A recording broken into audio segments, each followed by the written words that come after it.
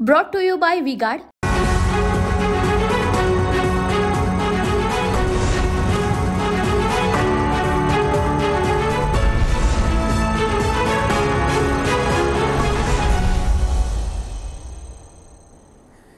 नमस्कार, TV9 मराठीमध्ये आपल्या सगळ्यांचं स्वागत. मी निखिला. महत्त्वाच्या बातमीने बुलेटिनची सुरुवात. बातमी आहे ती पुणे अपघातासंदर्भात. पुणे अपघात प्रकरण, अल्पवयीन आरोपीच्या मित्राचा पोलीस आता जबाब घेणार आहेत.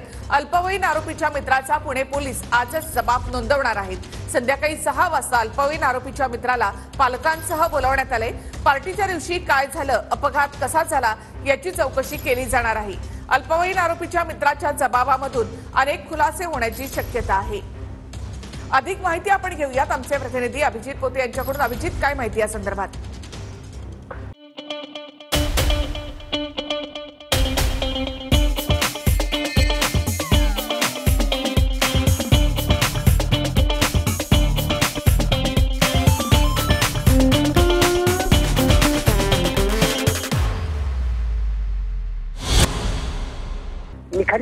निखिला, कल्याणी नगर अपघात प्रकरणाचा तपास जो आहे तो अनेक खुलासे होताना पाहायला मिळते. पण त्यातच आता जो अल्पवयीन मुलगा आहे, खरं तर जो ज्युव्हेनाइल कस्टडीमध्ये आहे, त्या अल्पवयीन मुलाच्या मित्रांना खरं तर पुणे पोलिसांच्या सामाजिक सुरक्षा विभागाकडून बोलवण्यात आलेलं आहे. आज संध्याकाळी 6 वाजता त्यांच्या पालकासह खरं तर त्यांना जे अल्पवयीन मित्र त्या दिवशी कारमध्ये होते अपघाताच्या वेळी, ते मित्र त्या खरं तर जो बाल आरोपी आहे त्याच्यासोबत होते, त्याच्या सर्व मित्रांना आज पालकासह बोलवण्यात आलेले आहे. आणि या सर्वांचा जबाब पुणे पोलीस आज खरं तर नोंदवणार आहेत. आपल्याला माहिती आहे की या सगळ्या प्रकरणामध्ये नेमकं काय झालं याचे अनेक दावे प्रतिदावे रोज होत आहेत. रोज कुठले ना कुठले नवे खुलासे होत आहेत. पण त्या दिवशी नेमकं काय घडलं हे सगळं उलगडा, हे सगळा खुलासा होणार आहे. जो अल्पवयीन मित्र आहे त्याच्या अल्पवयीन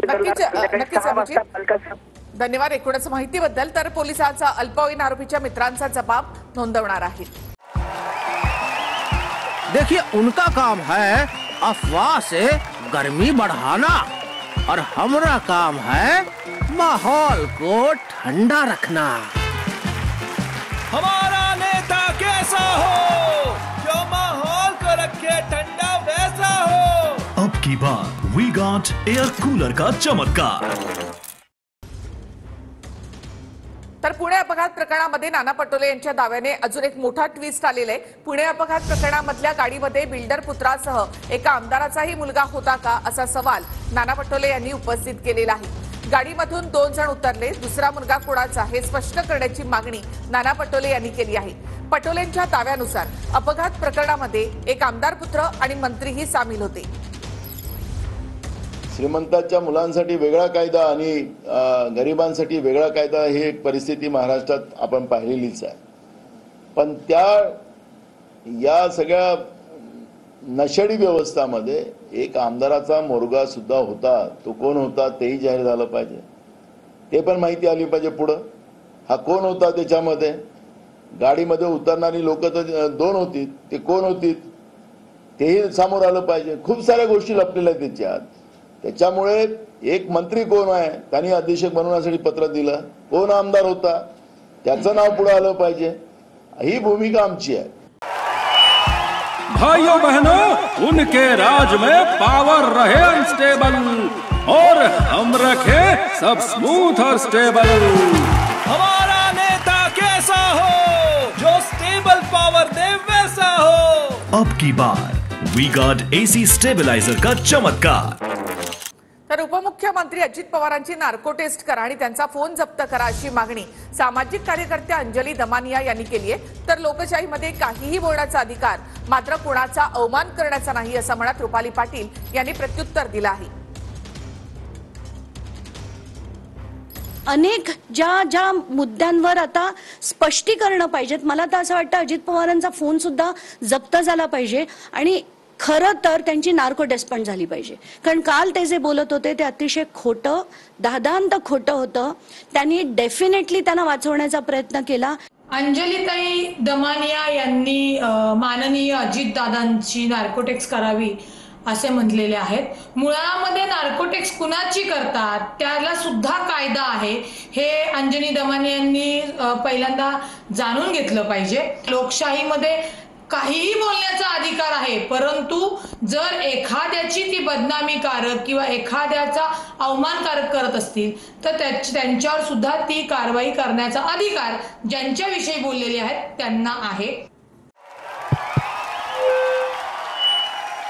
उनका बैकअप सिर्फ कल तक और हमारा चांद तक. हमारा नेता कैसा हो जो नॉन स्टॉप बैकअप दे वैसा हो. अब की बार वी गॉट इन्वर्टर बैटरी का चमत्कार. तर सुषमा अंधारे यांनी चौकशी समितीचा अध्यक्ष बदलण्याची मागणी केली आहे. डॉक्टर सापळेंवर शिंदे गटाच्या आमदार यामिनी जाधव यांचे आरोप असल्याचं अंधारे म्हणाले. तर पुणे अपघातामधील प्रत्यक्षदर्शी आता टीव्ही 9 मराठीवर. पुणे अपघातामधील प्रत्यक्षदर्शी ज्या ठिकाणी हा अपघात झाला, हा अपघात कोणी पाहिला ते आता टीव्ही 9 मराठीवर. पुणे अपघातामध्ये आणखी काही अपडेट. अल्पवयीन आरोपीकडून झालेल्या अपघात प्रकरणामध्ये दररोज नवीन नवीन खुलासे होत आहेत आणि या सगळ्या प्रकरणामध्ये आतापर्यंत आपण जर पाहिलं तर अल्पवयीन आरोपीच्या वडिलांनी कुठेतरी या सगळ्या अपघाताची जबाबदारी ही ड्रायव्हरवरती घेण्याच्या कुठेतरी धमकावलेलं होतं, दबाव टाकलेला होता, असं सुद्धा ड्रायव्हरने स्टेटमेंट दिलेलं आहे. या प्रकरणामध्ये विशाल अग्रवाल आणि सुरेंद्र अग्रवाल यांना सुद्धा अटक झालेली आहे. मात्र या अपघातामध्ये अगदी काही क्षणाचा फरक असल्यामुळे जिवंत वाचलेले आमीन शेख आपल्यासोबत आहेत. नेमकं त्या रात्री काय झालेलं होतं याचा प्रत्यक्ष साक्षीदार म्हणून आमीन शेख आपल्यासोबत आहेत. ते या संदर्भात बोलणार आहेत. त्यांच्याकडून आपण जाणून घेणार आहोत. जो सीसीटीव्ही अपघाताच्या ठिकाणाचा समोर आलेला होता त्यामध्ये पॉर्शे गाडी मागून येताना दिसते आणि त्याच्या अगदी काही सेकंद तुम्ही रस्ता ओलांडलेला होता. नेमकं त्या रात्री काय झालेलं होतं आणि तुम्ही काय काय पाहिलेलं होतं? सर कसं आहे ना, त्या रात्री सॅटर्डे नाईट असल्यामुळे क्लब सुटतात म्हणून आम्हाला काय ना तिथं जाऊन थांबतो आम्ही. तर माझी गाडी तुम्ही बघा लेफ्ट साईडला थांबलेली आहे आणि मी जस्ट गाडीतून थांबलेलो होतो आणि राईटला मी बघितलं गाडी नव्हती. गाडी नसल्यामुळे मग काय झालं, समोरच्या पट्ट्यामध्ये रस्ता जाम झाला होता. तर आम्ही म्हणलो तो रस्ता सॉल्व्ह केल्यानंतर समोरचा जो क्राऊड आहे तो या साईडला त्यांना यायला सोपं पडेल म्हणून आम्ही दोन ड्रायव्हर होते, 2 रिक्षावाले, रस्ता क्रॉस करायला पुढे गेलो आणि हार्डली रस्त्याच्या मध्ये पोहोचल्यानंतर तेवढ्यात फुल स्पीडनी पोर्शे कार माझ्या मागणे गेली आणि एवढ्या जोरात गेली ना त्याची जी स्पीड होती. हा अपघाताचा सीसीटीव्ही आहे, यामध्ये तुम्ही कुठे आहात? ही माझी ऑटो आहे आणि हे मी पुढे चालत आलोय बघा आणि तेवढ्यात जस्ट माझ्या मागणं गाडी गेली. ह्याच्यामध्ये 2 जे माणसं दिसतात रस्ता क्रॉस करणारे त्यातला हा मी एक आणि हा दुसरा आहे आणि मी बघा तुरंत पळत गेलोय रिक्षात, माझ्या रिक्षातनं चावी काढली आणि मी लगेच ऍक्सिडेंटच्या ठिकाणी गेलोय आणि जसं ती कार माझ्या मागण्या गेली ना तर आम्हाला जोरात आवाज आला. मी जसं डावीकडे बघितलं तर मुलगी वरती उडत चालली होती आणि माझ्यासमोर खाली आदळली. जशी आदळली ते ऑन द स्पॉट हलणं डुलणं सगळं बंद झालं होतं. तर आम्ही काय केलं, त्यांना बाजूला घेतलं, बाजूला ठेवलं, अंगावर एक कापडा ते एक मुलीने दिलं होतं अंगावर टाकलं त्यांना आणि जसं पळत गेलो तिथं बघितलं तर ऑलरेडी तिथनं जो क्राऊड जमला होता त्यांनी त्यांना काढून मारायचं चालू केलं होतं. तर आम्ही म्हणलो पोलिसांना कोणी कॉल केलाय का, तर तेवढ्यात ते मुलं म्हणत होते आम्हाला मारून. गाडी पुढे जाऊन थांबली होती आणि जो ड्रायव्हर होता त्याला बाहेर काढण्यात आलेलं होतं. मग गाडी कोण चालवत होतं? सर गाडीत ऍक्च्युअली 2 पुढे मुलं होते, एक मुलगा पळून गेला. तिथं आम्ही जेव्हा पोहोचलो ना मला तिथं पोहोचायला 2 मिनिटं लागली कारण आम्हाला हा जे प्रसंग होता तो मुलगा जो पडला होता ती मुलगी इथं आम्हाला 2 मिनिटं गेले. इथनं आम्ही जेव्हा तिथं पोहोचलो ना ऑलरेडी त्यांना काढून मारायचं होतं. तर त्यातला जो क्राऊड होता तो म्हणला एक पळालाय, या दोघांना मारत होते. तर मारताना ते म्हणत होते आम्हाला मारू नका, तुम्हाला काय पैसे असेल आम्ही आता द्यायला तयार आहे. गाडी चालवणारा मुलगा ही ऑफर देत होता, हो काय पैसे पाहिजे तुम्ही, जेवढं नुकसान झालंय आम्ही आता द्यायला तयार आहे, फक्त आम्हाला मारू नका. तर तेवढ्यात काय झालं, एक 7-8 मिनिटांमध्ये पोलिसांची गाडी आली होती, एक तर 10 मिनिटाच्या आत. तर तेवढ्यात मग आम्ही त्या सगळ्यांना उचललं दोघांना आणि गाडीत बसवलं आणि जो पळून गेला होता तो 2 मिनिटांनंतर पोलीस आले ना जेव्हा दुसरी गाडी घेऊन तेव्हा तो स्वतः येऊन गाडीत बसला आणि निघून गेला. पोर्शे गाडीतून ज्यावेळी त्या ड्रायव्हर मुलाला बाहेर काढण्यात आलं त्यावेळी त्याची कंडिशन कशी होती? तो नीट उभा राहू शकत? ड्रिंक केलेले होते त्यांनी, त्यांना थांबता येत नव्हतं. जेव्हा त्यांना बाहेर काढून मारत होते ना तर ते थांबण्याच्या परिस्थितीत नव्हती की त्यांनी ड्रिंक केलेली आहे. सगळे बघूनच कळत होतं की ते ड्रिंक केलेले आहेत आणि त्यांना जेव्हा मारत पण होते आणि त्यांना मार लागत बी नव्हता. ते फक्त म्हणत होते मारू नका आम्हाला, जेवढा पैसा पाहिजे आम्ही तुम्हाला आता द्यायला तयार आहे. पैशांची जी ऑफर देण्याचा उल्लेख वारंवार त्या मुलाकडून करण्यात येत होता, नेमकं तो काय म्हणत होता आणि मारहाण जी त्या जमावाकडून त्या मुलाला होत होती त्यावेळी त्याची वाक्य नेमके काय होती? वाक्य तेच होती की आम्हाला मारू नका, जेवढं पण नुकसान झालंय आम्ही तुम्हाला काय असेल तेवढं खर्च आत्ताच्या आत्ता द्यायला तयार आहे, फक्त आम्हाला कुणाला मारू नका. त्या मुलाला नीट तुम्ही पाहिलं होतं? सर आता 2 मुलं होते, मी जायच्या अगोदर ऑलरेडी त्या दोघांना, कारण तिसरा जो पळून गेला होता त्याला मी पाहिलं गाडीत बसताना आणि हे दोघं जेव्हा गाडीत बसले तेव्हा मी पाहिलं. पण ऍक्च्युअल ड्रायव्हिंग मध्ये कोण होतं ते मी बघितलं नाही, कारण मला गाडीत एकूण 3 मुलं होती. 3 मुलं होती. एक पळून गेला आणि 2 थांबले, पण त्यांना जमावणी मारलं. तेवढ्यात एक 8 ते 10 मिनिटात गाडी आली पोलिसांची आणि त्या दोघांना आम्ही मागच्या गाडीचे मागच्या साईडला बसून दिलं. तेव्हा ते पोलिसांनी त्यांना दोघांना घेऊन गेलं. ड्रायव्हिंग सीटवरून ज्या मुलाला बाहेर काढून मारहाण केली जात होती त्याच्या व्यतिरिक्त जी 2 मुलं गाडीमध्ये थांबलेली होती, एक पळून गेलेला होता, त्या मुलांपैकी कुणी गर्दीला काही बोलत होतं का? किंवा दोघं बी ज्यांना मारत होते ऍक्च्युली दोघांनाच मारलंय. एक तर पळून गेला होता. ते दोघं बी तेच म्हणत होते, आम्हाला मारू नका, जेवढं पण नुकसान झालंय, खर्च जेवढं पण हे झालंय, आम्ही तुम्हाला पैसे देतो, फक्त आम्हाला मारू नका, एवढंच बोलत होते हे लोक. गाडीत असणारे सगळेच दारू प्यायलेले होते असं वाटत होतं? सगळे दारू पेलेले होते, सगळेच दारू पेलेले होते. कारण त्यांनी जेव्हा बघितलं ना आम्ही त्यांना, की ते त्यांचे ह्याच्यावरनं कळून येत होतं की ड्रिंक केलेली आहे, आणि हे आपले नॉर्मली सारखे नव्हते, हे पेलेलेच होते. या सगळ्या घटनेनंतर प्रत्यक्षदर्शी म्हणून पोलिसांनी तुम्हाला बोलावलेलं होतं का? तुमचं स्टेटमेंट झालेलं आहे का? प्रत्यक्षदर्शी मला बोलून माझं स्टेटमेंट घेतलंय पोलिसांनी 2 वेळा. एक CP ऑफिसला घेतलंय आणि एक आपल्या शास्त्रीनगरच्या चौकीमध्ये घेतलंय. पण या सगळ्यामध्ये जे तुम्ही पाहिलं सुरुवातीला, जे काही त्या रात्री घडलं, ती गोष्ट कुठे बोलू नका अशा पद्धतीच्या काही सूचना? अजूनपर्यंत मला असं कोणी सांगितलं नाही की कुठं बोलू नको, काही मला कुणाचा तर्फे दबाव पण आलेला नाही आतापर्यंत. तर आपण पाहतोय की 19 तारखेच्या रात्री मध्यरात्री झालेला जो काही अपघात होता तो अल्पवयीन आरोपीनं केल्याचं प्रत्यक्षदर्शी सांगतायत. गाडी चालवणारा जो मुलगा होता तो दारूच्या नशेमध्ये होता आणि वारंवार जमाव जो त्याला मारहाण करत होता त्या जमावाला कुठेतरी पैशांची ऑफर देत होता. तुम्हाला हवेत तितके पैसे ताबडतोब आणून दिले जातील, मात्र मला मारहाण करू नका, अशा पद्धतीचा अल्पवयीन आरोपी हा वारंवार सांगत होता असंही प्रत्यक्षदर्शींकडून सांगण्यात येत आहे. आणि त्यामुळे ड्रायव्हरनं हा अपघात केला अशा पद्धतीचा जो काही अग्रवाल कुटुंबियांचा दावा होता आणि हा जो काही जबाबदारी घेण्याचा कुठेतरी दबाव ड्रायव्हरवरती टाकला जात होता, यामध्ये कुठल्याही प्रकारचं तथ्य नाही असं सुद्धा पोलिसांच्या तपासातून समोर आलेलं होतं. आणि या प्रकरणी अग्रवाल पिता पुत्रांना अटक सुद्धा झालेली आहे. मात्र अल्पवयीन आरोपी दारू पिऊन त्या रात्री गाडी चालवत होता आणि त्याच्याकडूनच हा अपघात झाल्याचं प्रत्यक्षदर्शींच्या स्टेटमेंटनुसार त्याबरोबर पोलिसांच्या तपासामध्ये आतापर्यंत समोर आलेलं आहे. पुढे जर्नलिस्ट रोशन गायकवाड सोबत कृष्णा सोनारळकर, TV9 मराठी, पुणे. तर पुणे अपघातामधील प्रत्यक्षदर्शींना दिलेली ही माहिती. वळूयात पुढल्या बातम्यांकडे.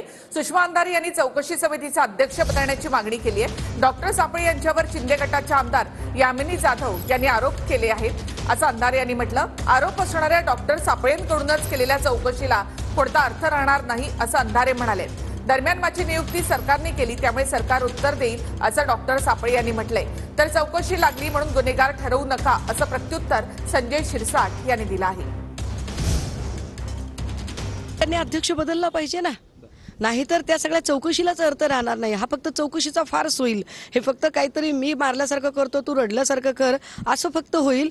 ज्यांना खरंच जेन्युअनली या प्रकरणाच्या मुळापर्यंत जायचंय त्यांनी या सगळ्या गोष्टींचा विचार करावा लागेल. आरोप करण्यात आलेला आहे, भ्रष्टाचाराचे आरोप आहेत आणि अशा व्यक्तीची अध्यक्ष म्हणून नियुक्ती करण्यात आलेली आहे. विरोधकांकडून काही आरोप करण्यात आलेले आहेत. माझी नियुक्ती शासनाने केली आहे, त्यामुळे ह्याचं उत्तर द्यायची सक्षम अधिकारी शासन आहे, मी नाही. ज्या रक्त नमुन्याच्या फेरफारसाठी येणार आहेत त्यांनीच रक्तातला प्लाझ्मा विकून खाल्ल्याचा आरोप आहे. रक्तातला प्लाझ्मा विकून 13 लाख रुपये त्यांनी त्याच्यातले मिळवले. हा आरोप त्यांच्यावर आहे. आरोप मी केलेला नाही. आरोप ज्या सरकारने ही समिती नेमली त्या सरकार पक्षाच्या आमदार यामिनी जाधवांनी केला आहे. आरोप सभागृहाच्या पटलावर केलेला आहे. चर्चा तिथून झालेली आहे. एक. दुसरं असं की स्वतःची कार असताना कार भाड्याने दाखवणे, त्याचं 70-80 लाखाचं बिल वसूल करणे, हाही आरोप त्यांच्यावर आहे. एखादा अधिकारी जर चांगलं काम करत असेल किंवा करायला जर त्याला कॅपेबल वाटला तर त्याची नेमणूक केली तर त्याच्यात काही गैर मानू नका. चौकशी हा भाग वेगळा आहे, या प्रकाराचा तपास करणं हा भाग वेगळा आहे. मग जर असे आरोप करत गेले तर अनेक मंत्र्यावर सुद्धा तो भ्रष्टाचाराचे आरोप आहे, तेही मंत्रिमंडळात राहिले होते ना. काय त्यांना आपण फाशी दिली? म्हणून एखाद्या अधिकाऱ्याला चौकशी लागली म्हणजे तो गुन्हेगार ठरला असं समजण्याचं काही कारण नाही आहे. म्हणून या प्रकरणाचा पूर्णपणे छडा लागू द्या आणि त्याच्यामध्ये कृपया करून अधिकाऱ्याला डिस्टर्ब करू नये अशी त्यांना विनंती राहील. आणि आता महत्त्वाच्या बातम्या आपण पाहूया. जरंडेश्वर साखर कारखान्याप्रकरणी राजेंद्र खाडगेंना समन्स. राजेंद्र खाडगे हे अजित पवार यांचे नातेवाईक. कारखान्याशी संबंधित राजेंद्र खाडगेंची चौकशी सुरू. संविधान बदललं जाणार नाही हे लोकांना पटवून देताना नाकी नऊ आले. विरोधकांच्या संविधान बदलाच्या आरोपाचा निवडणुकीमध्ये परिणाम दिसला. भाजपच्या 400 पारच्या नाऱ्यावर बोलताना भुजबळांचं वक्तव्य. तर 400 पार असं बोलून त्या दलित समाजांच्या मनामध्ये एवढं ते बिंबलं की 400 पार म्हणजे संविधान बदलणार. ते काढता नाकी नऊ आले. मुख्यमंत्री शिंदेंकडून कोस्टल रोडची पाहणी. कोस्टल रोडवर काही ठिकाणी पाण्याची गळती. प्रशासनाला कोस्टल रोडच्या दुरुस्ती संदर्भात शिंदेंच्या सूचना. राज्यातील दुष्काळाच्या प्रश्नी काँग्रेस पक्षाची समिती स्थापन. काँग्रेस नेते दुष्काळी भागाची पाहणी करणार. नाना पटोले, बाळासाहेब थोरात, पृथ्वीराज चव्हाण, विजय वडेट्टीवार यांच्या अध्यक्षतेखाली 4 समित्या स्थापन. मनसे नेते बाळा नांदगावकरांनी फडणवीसांची भेट घेतली. सह्याद्री अतिथीगृहावर फडणवीस नांदगावकर यांची भेट. भेटीचं कारण स्पष्ट. ससून रुग्णालयामधील डॉक्टरांची चौकशी करण्यासाठी सरकारने नेमलेली समिती आम्हाला मंजूर नाही. प्रकरणाची निवृत्त न्यायमूर्तींकडून चौकशी करण्यात यावी. अंबादास दानवे यांची मागणी. ससून प्रकरणी श्वेतपत्रिका काढा. संपूर्ण प्रकरणामुळे ससूनची प्रतिमा डागाळली. संपूर्ण प्रकरणाची सखोल चौकशी होण्याची गरज. सुप्रिया सुळे यांची मागणी. डॉक्टर श्रीहरी हळनोर आणि डॉक्टर तावरेंचं निलंबन होण्याची शक्यता. वैद्यकीय शिक्षण विभागाकडून उद्यापर्यंत दोघांवर कारवाई होण्याची शक्यता. सूत्रांची माहिती. माझ्यावर झालेल्या आरोपांचं स्पष्टीकरण विभागाने दिलंय. निलंबित आरोग्य अधिकारी भगवान पवार प्रकरणामध्ये आरोग्यमंत्री तानाजी सावंत यांची TV9ला प्रतिक्रिया. पुणे विद्यापीठामध्ये गांजा सापडल्याचा आरोप. धंगेकर अंधारे पुणे विद्यापीठात कुलगुरूंशी चर्चा करताना आक्रमक. लोकसभेच्या निकालानंतर भाजप संघटनात्मक फेरबदल करणार. लोकसभेमध्ये काम न केलेल्या पदाधिकाऱ्यांना घरचा रस्ता दाखवणार. आमदार खासदारांप्रमाणेच पदाधिकाऱ्यांचं सुद्धा रिपोर्ट कार्ड तयार केलं जाईल. राज्यसभेच्या रिक्त जागेसाठी 25 जूनला पोटनिवडणूक होणार. प्रफुल्ल पटेल यांनी राजीनामा दिल्यामुळे रिक्त झालेल्या एका जागेसाठी 25 जूनला पोटनिवडणूक होईल. मुंबई शिक्षक मतदारसंघासाठी शिवाजीराव नलावडेंना उमेदवारी. अजित पवार गटाकडून मुंबई शिक्षक मतदारसंघासाठी उमेदवारी जाहीर. लोकसभेच्या विविध सर्व्हेमध्ये मी आघाडीवर. माझा विजय निश्चित. महाविकास आघाडीचे नाशिकचे उमेदवार भाऊसाहेब वागचौरे यांचा दावा. एक छोटासा ब्रेक घेऊयात. लगेच परत येऊया.